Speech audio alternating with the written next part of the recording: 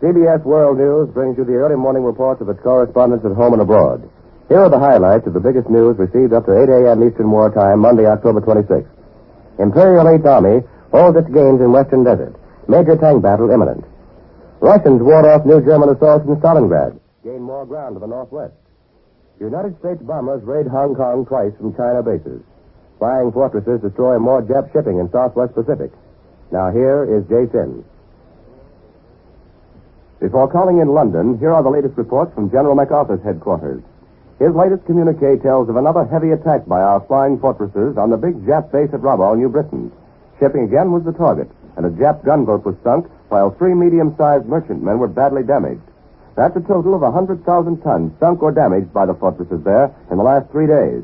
In addition to the attacks on shipping, the big bomber set fires along the dock area that were visible for 100 miles. While the fortresses struck at Rabaul, other Allied planes raided new islands, bombing fuel dumps and an airdrome. 1 4-engined enemy plane was destroyed on the ground, and all our planes returned safely despite heavy anti-aircraft fire. Northwest of Australia, Hudson medium bombers attacked the Kopang airfield on Timor Island. Grounded Jap planes were bombed, and many fires were started. Now for our reports from overseas. We hear first this morning from the British capital. We take you to CBS London. Bill Downs reporting. Authoritative British quarters in London said this morning that the next 48 hours or so should decide whether the first moves in the Eighth Army's new Egyptian campaign have met with immediate success. In other words, London is not acclaiming any premature victories or hailing any advanced successes in North Africa. However, this does not mean that there is any sign of pessimism in informed quarters here. On the contrary, the feeling is more optimistic about North Africa than at any time since General Wavell first advanced across Libya 2 years ago. Authoritative circles here, studying the front reports after 3 days fighting, agree that thus far General Alexander's attack has struck no major snag, and London likes the careful tone of the communiques. These quarters warned, however, that hard fighting could be expected to continue. They also pointed out that victory is not cheap in a frontal offensive, and it is a frontal offensive that forms the major action on the African front. Allied casualties can be expected. It is interesting to note that at no time since the North African offensive began have the British or anyone else called the fighting in Egypt a second front. Russia long ago rejected the suggestion that a campaign in North Africa would give her the kind of second front relief she was looking for. Russia wants a second front which will directly threaten Germany's position in Europe and force Hitler to withdraw troops from around Leningrad, Moscow, Stalingrad, and from the Caucasus. The Russian view is that the North African campaign is more of an offensive against Italy than anything else. However, a new development from the RAF attacks on northern Italy is causing some interesting speculation here. It is evident from the reports of the crews which attacked Genoa and Milan over the weekend that the Italian air defenses, both ack-ack and defending fighters, are exceedingly weak. If the British bombers continue to attack Italy in such force, and there is no reason to believe that they will stop, then it is likely that Italy would call on Germany to furnish more adequate air defenses. This would, of course, not constitute the kind of relief the Russians want, but every little bit helps, and it is at least a start. And now for the latest reports from the Egyptian fighting front, I take you to CBS Cairo. The Eighth Army was battering hard at German defenses on the entire 40-mile length of the twisting Alamein front yesterday in the heaviest concentration of bomb and mortar and exploding shell that has ever been witnessed in the Western Desert. In some sectors, our forces have pushed decisively forward, tearing gaps in the first and then the second line of the enemy's thickly sown net of minefields. But further defenses remain ahead, and these must still be broken before the full weight of our powerful striking force can be flung against the enemy's armor. In other sectors, our initial attacks were less decisive. Yesterday saw brief, sporadic clashes between tanks, but as yet we have not met the main concentration of Rommel's panzers. Before the fighting can become in any sense decisive, our advance under the terrific protective fire of our guns must force a breach so that our mass armor can follow after. Yesterday, the Eighth Army consolidated, moved its heavy guns forward in preparation for the next plunge. RAF light bombers whipped low over German troops and transport, to prevent them from concentrating for possible counterattack. Rommel's ground forces were scattered by our bombs and cannon fire, while our fighter patrols fought off swarms of Messerschmitts. The Luftwaffe was much more active yesterday than on the opening day of the new battle, but despite its interference, Allied air forces lost only one plane over the battle area.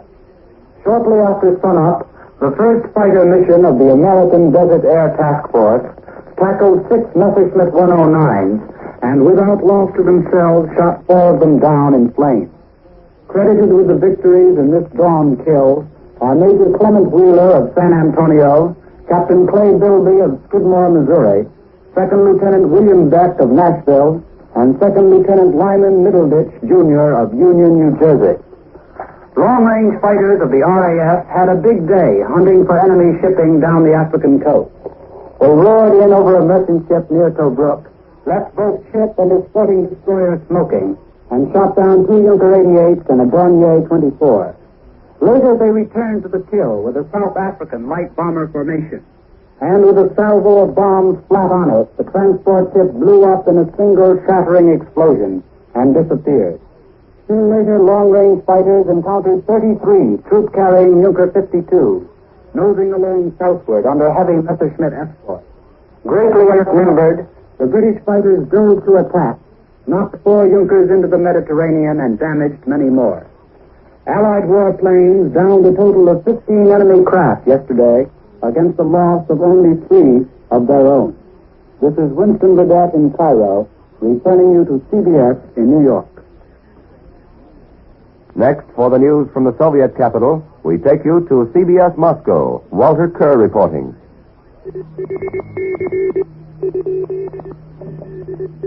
The news from Stalingrad today can be summed up in one brief sentence. Yesterday, the Germans managed to get control of 2 streets, and during the night they fought their way through to the outskirts of 1 factory. In other words, they didn't accomplish very much.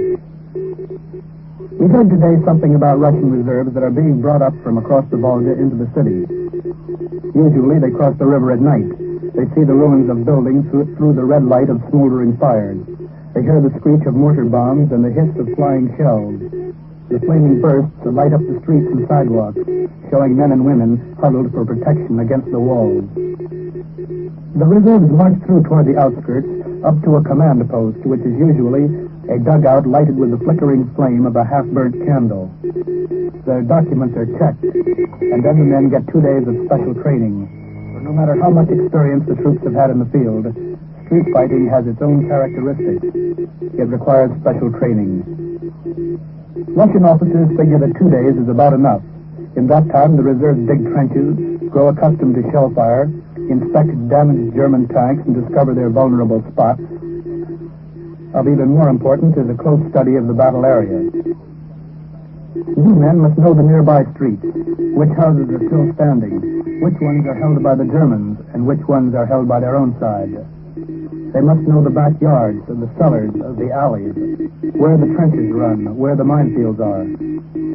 Every man has got to know these things in street fighting, for often the man fights alone, away from his friends, or with only a few others to help him.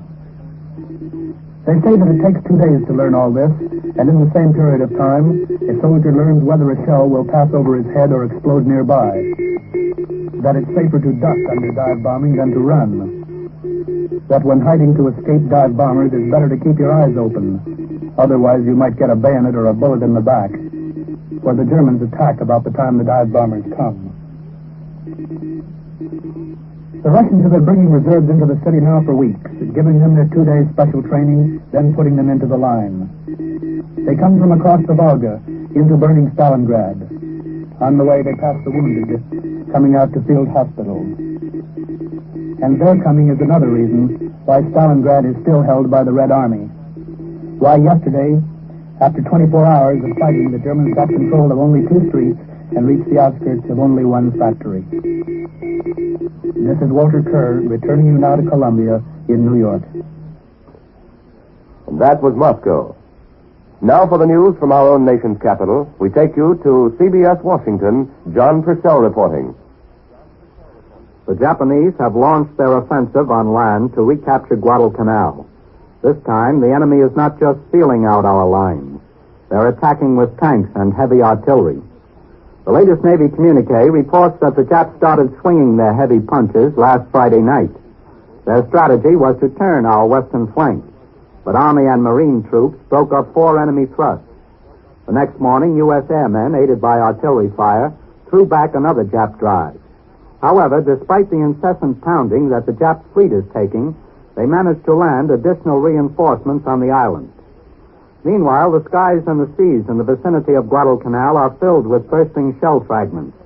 The Japs are doing their utmost to knock out the airfield on the island. So far, they haven't succeeded. And our airmen are carrying on intensive attacks against the far-flung Jap fleet, desperately trying to keep communication lines open to troops on Guadalcanal. Last Thursday night, U.S. bombers swept out from an unnamed base and poured their explosives onto a concentration of Jap ships in the nearby Shortland Island area. The returns were excellent. 1 light cruiser, 1 destroyer, and either a heavy cruiser or battleship damaged. All of our planes returned. The next morning, the Japs retaliated. 16 bombers and 20 Zero fighters swooped over the field at Guadalcanal. All of the fighters and 1 bomber were shot out of the air. No report was made of our damage to our installations. This is the last reported aerial attack on the field. It's a thorn in the side of the Japanese High Command and still gives us aerial supremacy in the fierce struggle. Saturday night, our airmen again spotted a Jap task force about 300 miles northeast of Guadalcanal. 1 cruiser was reported probably damaged by a torpedo. The next day, dive bombers operating from the airfield came upon a task force of cruisers and destroyers near Florida Island, which is about 13 miles north of Guadalcanal. 1 cruiser was damaged and the fleet withdrew. This is John Purcell in Washington, returning you to CBS in New York. Chile's new foreign minister, Joaquin Fernandez, took up his duties today as mass meetings sponsored by the Democratic parties and organized labor called for an immediate break with the Axis. At the same time, it's reported from the Chilean interior that police have launched a campaign against German espionage activities and have arrested 4 or 5 Axis residents. Fernandez was sworn in yesterday in Santiago, where 10,000 persons are said to have taken part in an anti-Axis demonstration yesterday. And that's the story from Latin America. Now, to round out this morning's news picture, here's the story of another American air success in the Pacific War. Bombers of our Air Force in China early today carried out their second strong attack on Jap-held Hong Kong in 2 days. General Stilwell, commander of the Allied forces in China, reveals that much damage was caused in the latest attack. The North Point power station was destroyed. Earlier, long stretches of docks were blown up. Shipping was hit, and warehouses were destroyed. The size of the raiding forces is not disclosed, but 10 Jap fighters that attempted to intercept the first squadron were shot down. We lost 1 bomber and 1 fighter in the 2 operations. American bombers were also active on another sector of the China front today, bombing the White Cloud Airdrome outside of Canton. Defensively, American aircraft scored successes in China, too. Stilwell announces that 6 fighters intercepted 20 Jap Zero and 145 fighters in southern Yunnan province yesterday. 2 Zeros and 1 other enemy plane were destroyed, and 4 Jap fighters were listed as probably destroyed. All our planes returned safely. Jap scout planes twice flew over Chongqing yesterday, but there was no air raid. Columbia's correspondents once again have reported the latest news direct by transoceanic shortwave radio. This morning you heard from Bill Downs in London, Winston Burdett in Cairo, Walter Kerr in Moscow, and John Purcell in Washington.